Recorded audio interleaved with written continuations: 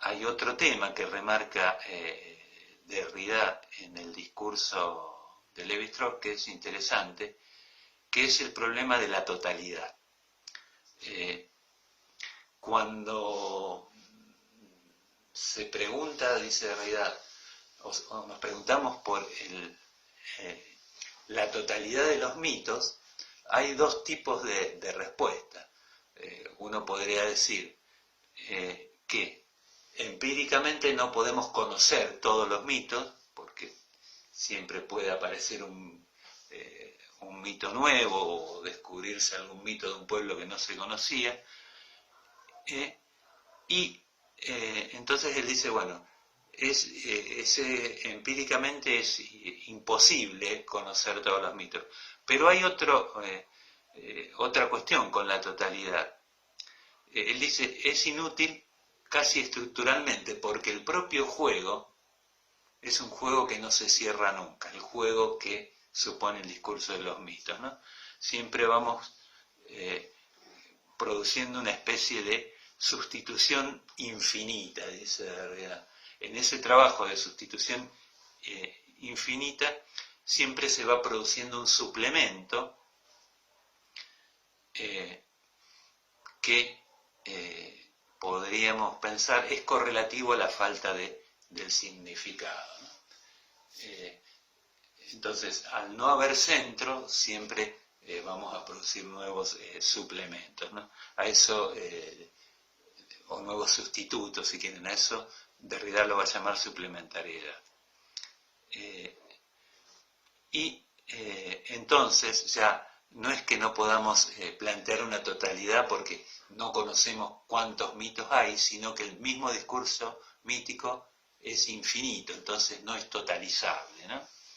Es infinito por esta cuestión del juego o por esta cuestión de la estructuralidad de la estructura, ¿no? Quizás, bueno, cueste entenderlo de entrada, pero en la medida en que empiecen a leer los textos y vayan pensando un poco más este tema, creo que lo van a poder ir entendiendo. Otro punto que remarca Derrida, ya quizás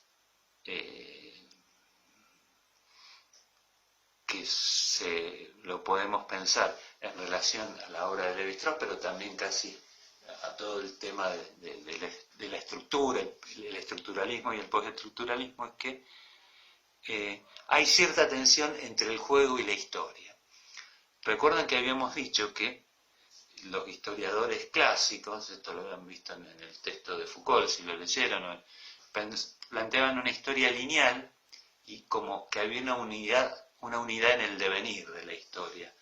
En Lévi-Strauss lo que aparece es un corte con ese devenir y más que nada lo que va describiendo podría pensarse como estructuras sincrónicas, y en ese sentido Derrida marca que hay ahí una suerte de peligro con caer en un ahistoricismo. Y él lo que plantea que en estos cortes los conceptos de azar y discontinuidad son fundamentales para pensar la historia. Entonces, no es que va a negar la historia, como se decía de los estructuralistas, sino que lo que señala Derrida, que el juego de la estructura supone que siempre hay algo azaroso y hay discontinuidad porque no lo pensamos como un devenir único ni lineal, ¿no? No hay unidad en el discurso de los mitos, podemos encontrarnos con cosas contradictorias, por así decirlo, o cosas que no hacen síntesis, ¿no? Y otro tema que podemos remarcar es que como decíamos del centro que suponía una presencia plena, el juego de la estructura va a entrar en tensión con esta idea de una presencia plena. Como les decía antes, el juego de las diferencias es anterior a que podamos hablar de una presencia y de una ausencia, dice Derrida. es anterior a que podamos hablar de un sentido que está o que no lo podemos percibir, pero que en algún lado va a estar, sino que en todo caso lo primero, lo fundante de todo sería el juego de la estructura. Él lo va a plantear más adelante en términos de huellas y de escritura, ¿no? Entonces vamos a ver que el juego es un juego que no tiene centro, por eso Derrida va a plantear la tensión entre la presencia plena y el centro, en el sentido que el juego de las diferencias nunca lo vamos a poder capturar en un presente simple, sino que, como les decía con el ejemplo de la huella anémica freudiana, tenemos que pensar que siempre el sentido va a ser retroactivo, va a ser efecto del juego de la estructura. Y lo problemático de esto es que tenemos que empezar a pensar sin manejar esa estructura, ¿no? Tenemos que someternos a las leyes de ese juego para poder pensar. Lo que hacemos cuando ponemos un centro es tratar de fijar algo para fijar el pensamiento, pero bueno, la idea de Derrida es que siempre el sistema de las diferencias o el juego o la estructuralidad de la estructura va produciendo un suplemento que no podemos calcular de antemano. Él dice, ese juego es como una especie de sintaxis indecidible del más. Siempre producimos algo más, ¿no? Y algo que no podemos calcular. Ahí vuelve a acentuar esto. Bueno, entonces podría pensarse esto del juego como el juego de la repetición, porque cada vez que se pone en marcha este juego de las diferencias, repetimos algo, o la repetición del juego, dice. Lo que se repite en última instancia es que no hay centro, esa es la idea. Y porque no hay centro podemos seguir produciendo suplementos, ¿no?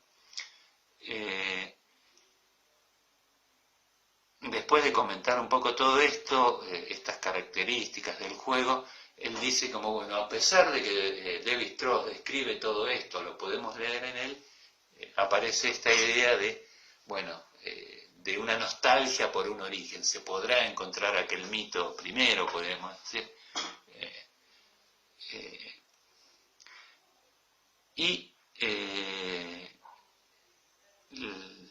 La otra cuestión que plantea Derrida, a partir de hablar entonces del juego centrado y no, o el juego no centrado, podríamos decir, para no confundirnos, hablar de la estructura con centro o hablar del juego, la estructuralidad de la estructura, dice que en las ciencias humanas hay dos maneras entonces de pensar la interpretación.